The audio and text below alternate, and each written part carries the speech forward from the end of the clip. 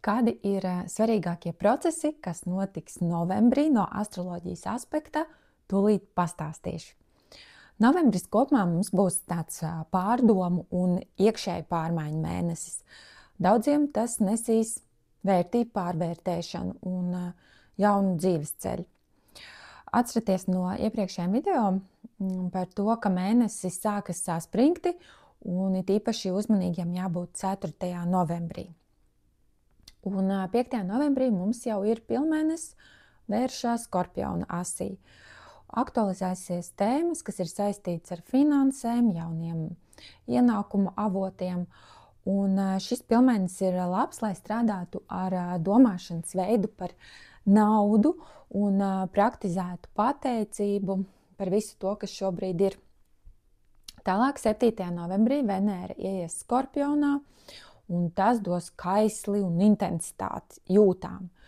Un daudziem tas būs mēnesis, kad notiek pārmaiņas attiecībās, vai nu jauns dziļums, vai nu šķiršanās. 8. novembrī Urāns atgriezīsies Vērsī uz vairākiem mēnešiem, un šis periods palīdzēs mums mainīt savus uzskatus, un īpaši to, kas saistīts ar materiālajām lietām. Mēs varēsim saprast, kas tieši mūs kavē no izaugsmes un pastrādāt ar to. No 9. līdz 29. novembrim mums ir retrogrāds Merkurs, un tas nozīmē, ka visādas svarīgas lietas jāatliek uz vēlāku laiku. Var rasties šķēršļi, piemēram, saistībā ar dokumentiem, tehnoloģijām, izbraucieniem, sarakstē, līgumiem. 11. mums sāks vēl viens retrogrāds, Jupiters, un tas savukārt pievērsīs mūsu uzmanību pagātnes apdomāšanai, darbam ar zemapziņu. Un vispār viss novembris ir vienīgos retrogrādos. Papildus Merkuram un Jupiteram arī Neptūns, Urāns, Saturns ir retrogrādā, un kopumā tas mums rāda, ka tas ir laiks, kad mums ir jāpaskatās pagātni, kas mums jāatlaiž. Mums ir jāpārskata savas vērtības, kā jāizrevidē sava dzīve. Tas nav slikts laiks, vienkārši dzīve mūs mudina piebremzēt, saprast, kas jāmaina, kas jāpamet, pirms mēs ejam tālāk.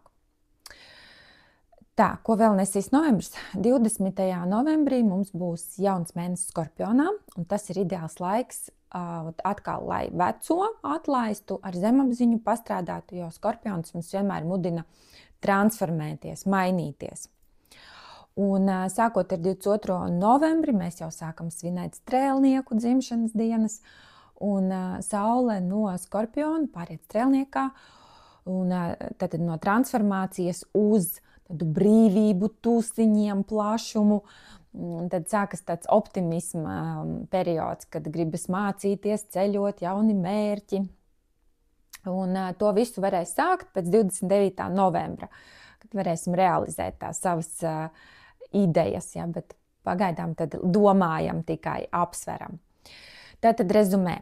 Šomēnes iedziļinamies sevī, pārskatām savu dzīvi, savas vērtības, kur mēs ejam, kāpēc mēs tur ejam un vai vispār gribam joprojām tur iet. Un ir faini, ja kaut kas jāmaina un jāatzīst sev un citiem. Viss, es tā vairs negribu, es sāku jaunu ceļu. Un lai viss izdotos, es, protams, vienmēr iesaku pārbaudīt kaut kādā veidā, vai šis jaunais atbilst jūsu dvēseles izvēlēm. Varbūt tā ir tikai ilūzija vai prāta izdoma, kas nesaskan ar iekšējo balsi. Tā kā, ja ir vēlme, var pieteikties uz tāro seansu pie manis, un mēs kopā tad paskatīsimies, kas un kā labāk jādara dzīvē, lai veiktos.